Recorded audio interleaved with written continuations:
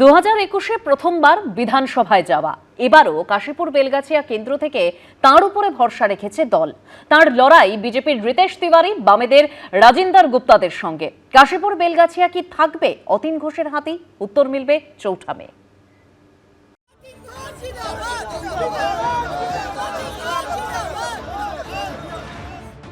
তিনি নানা ভূমিকায় দীর্ঘদিনের কাউন্সিলর, কলকাতা পুরসভার ডেপুটি মেয়র। 2021-এ প্রথমবার বিধানসভায় যাওয়া, এবারও কাশীপুর বেলগাছিয়া কেন্দ্র থেকে তাঁর উপরে ভরসা রেখেছে দল। প্রথমে চিত্তেশ্বরী মন্দির, তারপর সর্বমঙ্গলা মন্দির, এখানে পুজো দিয়ে প্রচার শুরু করলেন অতীন ঘোষ।